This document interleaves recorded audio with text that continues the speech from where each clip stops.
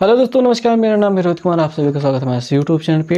SSC के लिए mathematics में हम क्षेत्रफल वाला चैप्टर शुरू किए थे और आज आयत के क्षेत्रफल पर आधारित प्रश्न देखने वाले हैं। उससे पहले हम देखेंगे कि आयत होता कैसा है। तो आयत कुछ इस प्रकार की आकृति होती है जिसके आमने सामने की भुजाएं बराबर और समांतर होती हैं और सभी कोण यहाँ पे 90 अंश के होते हैं। इसमें बीच में ये जो लाइन खींची गई है इसको विकर्ण कहते हैं। इधर से इधर भी एक विकर्ण खींचा जा सकता है। दोनों विकर्ण बराबर होते हैं। लंबाई को L से, चौड़ाई को B से और विकर्ण को डायगोनल होने की वजह से इसे D से रिप्रेजेंट करते हैं, दिखाते हैं। अब इसका एक परिमाप होता है। परिमाप का मतलब होता है, देखिए ये और ये और ये और ये चारों भुजाओं का योगफल। तो फार्मूला होता है 2 गुणित लंबाई प्लस चौड़ाई, या 2L + B भी हम कह देते हैं। क्षेत्रफल का जो सूत्र होता है लंबाई गुणित चौड़ाई कर दीजिए, क्षेत्रफल का हो जाता है और इसको LB भी कह देते हैं। और एक पाइथागोरस थ्योरम पर आधारित जो विकर्ण लंबाई और चौड़ाई के बीच का जो संबंध होता है, ये जो विकर्ण है वो कर्ण पे है। तो जैसे कर्ण स्क्वायर बराबर लंब, ठीक है, बाकी लंब स्क्वायर प्लस आधार स्क्वायर होता है, वैसे ही विकर्ण स्क्वायर बराबर लंबाई स्क्वायर प्लस चौड़ाई स्क्वायर होता है। और विकर्ण को हम D से दिखा रहे हैं तो D स्क्वायर बराबर L square plus B square कह सकते हैं। ओके, अब यहाँ पे हमने जो लिखा है पाइथागोरस त्रिक है। पाइथागोरस त्रिक वो चीज़ होती हैं जो पाइथागोरस थ्योरम पे काम करने वाले जो संख्याएं या फिर अंक होते हैं, संख्याएं होती है। ठीक है, ये पाइथागोरस त्रिक है। सबसे फेवरेट वाला, मतलब सबसे ज़्यादा आसान वाला तो यही होता है। 3 4 5, 3 का वर्ग 9, 4 का वर्ग 16। ठीक है, 9 + 16, 16 9 कितना होता है 25, 25 क्या होता है 5 का वर्ग। यही होता है पाइथागोरस त्रिक। और अगर आप इसे याद रखते हैं जो भी हमने लिखा है तो आपका काम बहुत आसान हो जाएगा। ठीक है, तो आपको तो ये याद रखना चाहिए, ये 5 12 13 होता है और 6 8 के साथ 10 होता है। और अगर आप याद कर सकें तो 7 24 25 भी याद कर लें। इन दोनों को मैं रिकमेंड नहीं करूँगा क्योंकि मुझे इतना याद है, क्योंकि ये जो चीज़ें होती हैं इतनी बार मिलती हैं कि सच्ची बात है कि याद हो ही जाती हैं। तो आप इसको याद कर सकते हैं एकदम आसान तरीके से। ये जो चीज़ें हमने लिखी हैं पाइथागोरस त्रिक, इस जो आयत पे आधारित प्रश्न होने वाले इसमें बहुत बार यूज़ होने वाले हैं और इनके ज़रिए हम क्वेश्चंस को बहुत ईजिली हल कर पाएंगे। तो चलिए देखते हैं, क्वेश्चन के साथ शुरुआत करते हैं। तो हम पहला प्रश्न देख पाते हैं कि यदि एक आयत की एक भुजा की लंबाई 7 है और विकर्ण आपका 25 है तो इसका परिमाप ज्ञात कीजिए। अगर देखें तो ये भैया ये आयत है, इसकी एक भुजा हम यहाँ छोटी वाली 7 मान लेते हैं, विकर्ण आपको 25 दिया है, ये 25 ले लेते हैं। तो ये वाली जो भुजा है पाइथागोरस त्रिक जो अभी हमने आपको दिखाया वो याद रहेगा। तो 7 और 25 को देखते हुए आप कह सकते हैं कि 24 होगी ये वाली भुजा। बहुत ही आसानी से मिल जाए, हालांकि पाइथागोरस थ्योरम लगाएंगे तो ये 24 ही मिलेगा। तो इतना मिल जाने के बाद अब आपको इसका परिमाप निकालना है। तो परिमाप क्या होता है, परिमाप जो होता है इन दोनों का योगफल, इसका दुगुना। तो इन दोनों को जोड़ देते हैं, 7 4 11 के 1 हासिल लगे 1, इसमें जुड़ जाएगा 3, 31 का दुगुना कितना हो जाएगा 62।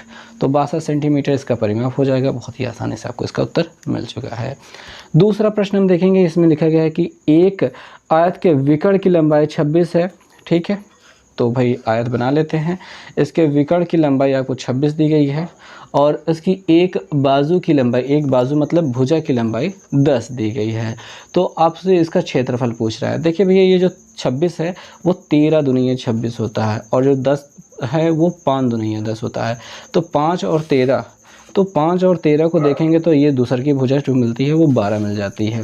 तो ये 12 का 12 यहाँ पे 12 होना चाहिए, हालांकि 12 नहीं, 12 दूना 24 होगा। ठीक है, तो 5 का दुगुना 10 है तो 12 दूना 24, 13 दूनी 26 है। तो ये पूरा आयत बनकर तैयार हो चुका है। ठीक है, अब इसके क्षेत्रफल की हमसे बात की जा रही है तो इन दोनों का गुणनफल हमारा क्षेत्रफल होता है, लंबाई गुणित चौड़ाई। 24 दहमा 240, ये आपका आंसर हो जाएगा। तो कितने आसान तरीके से आप पाइथागोरस त्रिक याद रखते हैं तो चीज़ों को हल कर पाते हैं। ओके, आई होप समझ में आ रहा होगा। तीसरा वाला प्रश्न हम देखते हैं। तो इस प्रश्न में हमको दिखाई दे रहा है कि एक आयत का परिमाप और चौड़ाई दी गई है। तो भैया हम आयत बना लेते हैं।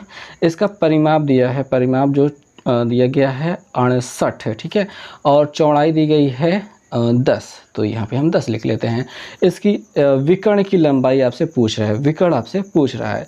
तो देखिए जो 64 दिया गया है, ये पहले बात तो 10 दिया गया है ना, तो 10 जो होता है वो 5 का दुगुना होता है। ठीक है, 5 का दुगना होता है, तो 5 का दुगना होता है तो यहाँ पे 13 दुनिया 5 और यहाँ पे 12 होना चाहिए और यहाँ पे 13 होना चाहिए। 13 दुनिया यहाँ पे 26 हो गया और यहाँ पे 12 दुनिया यहाँ पे 24 हो गया।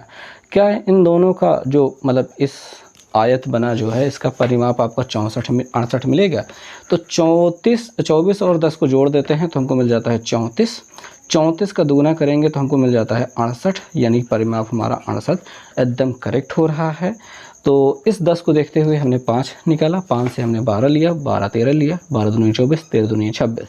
विकर्ण हमारा कितना दिखाई दे रहा है? 26 दिखाई दे रहा है। तो विकर्ण की लंबाई ही हमसे पूछ रहा था, तो 26 हमारा सही जवाब है। अब हम चौथा प्रश्न देखते हैं। हालांकि 14 नंबर जो प्रश्न है वो 17 नंबर है, हम 17 नंबर क्वेश्चन ही कहेंगे। ठीक है, इसमें आयत के विकर्ण की लंबाई 10 दी गई है, तो हम यहाँ पे आयत बना लेते हैं। इसका विकर्ण क्या दिया गया है? 10 दिया गया है। इसकी एक भुजा लंबाई 8 दी गई है और आपसे पूछ रहा है आयत का क्षेत्रफल क्या होगा। तो भैया आपको पता होना चाहिए कि 10 और 8 को लेते हुए दूसर की भुजा 6 होती है, तो 6 8 और ये 10 बन रही है। हालांकि यहाँ पे 8 होना चाहिए, यहाँ पे 6 होना चाहिए, एक ही बात है। अब आपसे पूछ रहा है कि इसका क्षेत्रफल क्या होगा, तो 8 छंग 48, ये आपका सेंटीमीटर स्क्वायर आपका इसका क्षेत्रफल हो जाएगा। ठीक है, तो ये हो गया। अब हम देखेंगे 18 नंबर क्वेश्चन हमारा जो कैसा है। तो 18 नंबर क्वेश्चन में कहा गया है कि एक आयत का परिमाप और उसकी चौड़ाई दी गई है। तो हम आयत बना लेते हैं। इसका परिमाप दिया गया है कितना? 60 दिया गया है। ठीक है, और इसकी चौड़ाई जो दी गई है वो 14 दी गई है। ओके, तो इसका क्षेत्रफल ज्ञात करना है। देखो भैया, देख क्या होता है, परिमाप जो होता है वो लंबाई और प्लस चौड़ाई और उसका दुगना करने पे मिलता है। ठीक है, सूत्र तो यही होता है। तो परिमाप का अगर आधा करेंगे जो 30 होगा वो लंबाई प्लस चौड़ाई होगा, यानी लंबाई प्लस चौड़ाई होगा। 14 को उधर भेज देंगे तो लंबाई बराबर 30 में से 14 घट जाएगा तो 16 मिल जाएगा। तो हमारी जो लंबाई है वो हमें 16 मिल गया। अब हमसे इसका क्षेत्रफल पूछ रहा है, तो 16 और 14 का गुणा करा देते हैं, बस यही हमारा क्षेत्रफल हो जाएगा। 14 संग 84 के 4 हासिल है 8, 14 कम 14, 14 8 कितना हो जाएगा 22, 224 हमारा सही जवाब हो जाएगा। ओके, तो हर जगह पाइथागोरस थ्योरम वाला ट्रिक ही नहीं लगेगा, कभी कभी सिंपल क्वेश्चन भी होते हैं। अब हम 19 नंबर क्वेश्चन देखते हैं, जहाँ पे हमको कहा गया है कि एक आयत के विकर्ण की लंबाई और चौड़ाई दी गई है। देखिए भैया, आयत दिया गया है, इसका विकर्ण दिया गया है और चौड़ाई दी गया है। तो जो विकर्ण दिया गया है वो 25 दिया गया है, चौड़ाई जो दी गई है वो 7 दी गई है। तो पाइथागोरस ट्रिक देख सकते हैं, 24 7 और ये 25 होता है, तो यहाँ पे होना चाहिए 24। और आपसे पूछा गया है इसका परिमाप ज्ञात कीजिए। तो परिमाप क्या होगा, इन दोनों को जोड़ करके दुगना कर दीजिए। तो 7 4 11 के यहाँ से लगे 1 2 1 3 31 हो जाएगा। इसका दुगना क्या हो जाएगा 62, ये हमारा इसका परिमाप हो जाएगा। तो अब हम 20 नंबर क्वेश्चन देखते हैं, जिसमें कहा गया है कि एक आयत के विकर्ण की लंबाई और चौड़ाई दी गई है। एक आयत दिया गया है जिसके विकर्ण की लंबाई 29 दी गई है और चौड़ाई 20 दी गई है, और इसका परिमाप ज्ञात करने के लिए आपसे पूछा जा रहा है। देखिए भाई, बात ये होती है कि इसमें भी पाइथागोरस ट्रिक लगेगा और 20 29 के साथ 21 का कॉम्बिनेशन होता है। ठीक है, ये अपना 21 मिल जाएगा। लेकिन आप कहोगे सर ये हमेशा याद थोड़ी नहीं रहेगा, तो इसको सॉल्व करना भी तो बता दीजिए। तो सॉल्व करने का भी जो तरीका होता है तो वो यही होता है ना कि इसका वर्ग करेंगे और इसके वर्ग को माइनस कर देंगे। तो 29 का वर्ग माइनस 20 का वर्ग जाएगा। आप कहेंगे प्लस वाला फार्मूला होता है। तो समझदार बनो भैया कि विकर्ण जो होता है वो अकेले रहता है, यानी 29 का स्क्वायर बराबर रहता है 20 का स्क्वायर। यहाँ पे मान लीजिए आपका x है, एक्स स्क्वायर ऐसा होता है। ये वाला इधर जाएगा तो माइनस हो जाएगा ना, तो एक्स स्क्वायर बराबर इतना हो जाएगा। ये इधर जाके माइनस हो गया, मतलब इतना था तो फिर ये हो गया। अब यहाँ पे आप 29 का वर्ग माइनस 20 का वर्ग कर सकते हैं। वैसे मैं आपको बता दूँ कि एक और तरीका होता है जिसमें 29 प्लस 20 और 29 माइनस 20 भी कर सकते हैं, जो कि फार्मूला हो जाता है क्या, ए स्क्वायर माइनस बी स्क्वायर का, जिसके बराबर होता है ए प्लस बी और ए माइनस बी। ये फार्मूला यहाँ पे लग जाएगा। तो इसको जोड़ देते हैं तो क्या हो जा रहा है, ये 49 हो जा रहा है, और इसमें से घटा देते हैं क्या हो जा रहा है 9 हो जा रहा है, बराबर एक्स स्क्वायर हो रहा है। तो एक्स बराबर क्या हो जाएगा अंडर रूट 49 गुणते 9 हो जाएगा। 49 का वर्गमूल 7, 9 का वर्गमूल 3, 7 त्रिक 21। तो यहाँ पे हमने जो 21 लिया था वो इस प्रकार से प्राप्त होता है। पीछे के जितने भी प्रश्न हमने किए हैं वो सभी इसी प्रकार से हल होने वाली चीज़ें होती हैं। ठीक है, पर पाइथागोरस ट्रिक अगर आपको याद रहता है तो आप काम कर पाएंगे। ठीक, आपको बता दूं कि मुझे ये और ये याद रहता है, ये भी याद आ ही जाता है। ये दोनों याद नहीं रहते हैं, इस वजह से मैंने इसको छोटे से लिखा है। तो जो याद है वो मतलब एकदम अच्छे से काम कर पाता है। ओके, तो इतना बातें हो गई, समझ में आ गई बात। आगे चलते हैं। तो एक केस मिल गया है, तो हमसे इसका परिमाप पूछ रहा था ना। तो परिमाप क्या हो जाता है भैया, 21 20 को जोड़ दीजिए, उसको दुगना कर दीजिए। 21 20 को जोड़ने पर 41 हो जाएगा, 41 का दुगना क्या हो जाएगा, 82 हो जाएगा। तो ये इसका परिमाप हो जाएगा। ठीक है, फार्मूले पे रखते नहीं हैं, डायरेक्ट फार्मूला यूज़ कर लेते हैं। ठीक है, इस तरीके से करने पे क्या काफ़ी आसान हो जाता है चीज़ों को समझ पाना, मतलब कर पाना। और एक चीज़ मैं आपको बता दूं कि ये जो 3 4 और 5 है, 3 का दुगना 6 और 4 का दुगना 8 और 5 का दुगना 10 है। तो यानी ये कोई फार्मूला ना रहे तब पर भी काम चलेगा, इतने से काम हो जाएगा। 3 4 5 याद रखिए, 5 12 13 याद रखिए और 7 24 25 याद रखिए। ये ना याद रखेंगे तब पर भी काम चल जाएगा। ठीक, तो चीज़ों को आसान करने का तरीका हम आपको बताते रहते हैं, और जैसे भी आप कर पाएँ वो उतना अच्छा रहता है। चलिए 21 नंबर क्वेश्चन देखते हैं। 21 नंबर क्वेश्चन में क्या कहा गया है कि एक आयत की लंबाई और चौड़ाई क्रमशः दी गई है। तो भैया एक आयत बना देते हैं जिसकी लंबाई 24 दी गई है और चौड़ाई 7 दी गई है। इसका परिमाप की गणना करनी है, तो इसमें विकर्ण निकालने की ज़रूरत नहीं। हालांकि विकर्ण कितना होगा, अगर इससे देखेंगे 7 24 के साथ क्या बनेगा, 25 बनेगा। तो विकर्ण 25 बनेगा, लेकिन हमको इसका परिमाप की ज़रूरत है। तो 7 4 11 के एक हाथ से लगेगा, हमें 31 हो रहा है, उसमें दुगुना कर देंगे तो ये 62 हो जाएगा, इसका परिमाप हो जाएगा। तो ये सिंपल क्वेश्चन ऐसे हो जाएगा। ये क्वेश्चन हो जाने के बाद अपना 22 नंबर क्वेश्चन हम देखते हैं। तो 22 नंबर क्वेश्चन में कहा गया है कि एक आयत की लंबाई और चौड़ाई को क्रमशः 10% और 20% बढ़ाया गया, तो इसके आयत के क्षेत्रफल में कितना प्रभाव पड़ेगा, कितना वृद्धि होगी। तो इस प्रकार का जो प्रश्न होता है वो इस सूत्र पर लगता है, x + y + x गुणित y बटे 100। तो ये वृद्धि चेक करने वाला सूत्र होता है। तो ये आपका 10% की वृद्धि हो रही है, 20% की वृद्धि हो रही है, 10 गुणित 20 बटे 100 हो रहा है, जीरो कट जाएंगे, 10 20 जोड़ने पर 30 हो जा रहा है, 2 एकम यहाँ पे 2 मिल जा रहा है। तो ये कितना हो जा रहा है, 32% की वृद्धि। तो ये प्रश्न इतनी आसानी से लगने वाला प्रश्न है। ऑल राइट, चलते हैं आगे वाले प्रश्न पे देखते हैं। प्रश्न संख्या 23 देखते हैं। 23 नंबर प्रश्न में क्या कहा गया है कि एक आयत के विकर्ण की लंबाई और उसकी चौड़ाई दी गई है। ठीक है, एक आयत दिया गया है जिसके विकर्ण की लंबाई 13 दी गई है और चौड़ाई 5 दी गई है। तो 13 5 को देखते हुए आप बता सकते हैं कि 12 हो जाएगी इसकी ये वाली भुजा। अब आपसे पूछा जा रहा है इसके क्षेत्रफल की गणना कीजिए, 12 पंजे 60 आंसर हो जाएगा। 24 नंबर क्वेश्चन देखेंगे। इसमें कहा गया है कि एक आयत का क्षेत्रफल दिया गया है और उसका परिमाप दिया गया है। एक आयत दिया गया है जिसका क्षेत्रफल दिया गया है, ठीक है, मैं क्षेत्रफल लिख रहा हूँ, क्षेत्रफल दिया गया है 60 और परिमाप दिया गया है, परिमाप लिख रहा हूँ, और ये 34 दिया गया है। ठीक है, इसके विकर्ण की लंबाई आपसे पूछ रहा है। तो भाई देखेंगे, ध्यान देंगे कि जो 60 होता है ना, वो 12 पंजे 60 से भी थोड़ी देर पहले मिला। और क्षेत्रफल अगर आप करते हैं, आपको लगातार ये प्रयोग करते रहते हैं, तो आपको पता होता है कि 12 पंजे 60 से ही ये 60 मिलता है। ठीक है, 60 से तो ये 12 हो जाएगा, ये 5 हो जाएगा, 12 5 से ये 13 हो जाएगा। ठीक है, और एक बार चेक कर लेते हैं कि क्या ये 34 परिमाप हो पा रहा है। तो 12 5 17, 17 का दुगुना 34, यानी एकदम करेक्ट है। इसका विकर्ण की लंबाई कितनी हो जाएगी, 13 हो जाएगी। तो इस प्रश्न का उत्तर क्या हो जाएगा, 13 हो जाएगा। अगला वाला क्वेश्चन देखेंगे जो कि क्वेश्चन नंबर है 25। 25 नंबर क्वेश्चन में देखते हैं कि एक आयत के विकर्ण की लंबाई क्या होनी चाहिए। विकर्ण आपसे पूछ रहा है जिसके क्षेत्रफल और चौड़ाई दी गई है। एक आयत दिया गया है जिसका क्षेत्रफल आपको दिया गया है, कितना दिया गया है, 60 दिया गया है, और इसकी चौड़ाई 5 दी गई है। तो भैया आपको पता होना चाहिए कि 12 पंजे 60 होता है, क्षेत्रफल 12 पंजे 60 होता है। ठीक है, 12 पंजे 60, यानी कि आप 5 से 12 60 में भाग करते हैं तो आपको 12 मिल जाता है। तो 12 और 5 के साथ विकर्ण क्या बनता है, 13 बनता है। तो विकर्ण की लंबाई आपसे पूछ रहे तो 13 आप बता देंगे। अगला नंबर जो क्वेश्चन है जिसको हम कहेंगे कि हमारा 26 नंबर का क्वेश्चन है। इसमें कहा गया है कि एक आयत के विकर्ण की लंबाई और इस आयत की चौड़ाई आपको दी गई है। यानी एक आयत है जिसके विकर्ण की लंबाई आपको 26 दे रखा है और इसकी चौड़ाई 10 दे रखा है। ठीक है, तो इसके क्षेत्रफल की गणना करनी है। तो क्षेत्रफल भैया देखेंगे, ये जो 26 है वो 13 दुनिया 26 होता है, और जो 10 होता है वो 5 दुनिया 10 होता है। 13 और 5 के साथ क्या मिलता है यहाँ पे 12। 12 किसका दुगुना है, 24 का। ठीक है, यहाँ पे 12 नहीं रहेगा, 24 रहेगा। 24 का दुगुना 24, 12 का दुगुना, यानी कि ठीक है 5, 13 और 12 का जो पाइथागोरस त्रिक होता है ये है, और इनका दुगना कर देंगे तो 13 का दुगना 26 है, 12 का दुगना 24 है और 5 का दुगना यहाँ पे 10 है। हालांकि इनका प्रयोग नहीं होगा। तो पाइथागोरस त्रिक से आपने देखिए 26 का वर्ग भी नहीं किया और आपको 24 यहाँ पे बड़े आसानी से मिल भी गया है। तो जब ये मिल चुका है तो आपसे इसमें पूछा जा रहा है इसका क्षेत्रफल की गणना कीजिए। 24 आप बता देंगे कि आपका इस क्षेत्रफल आपको मिल गया है।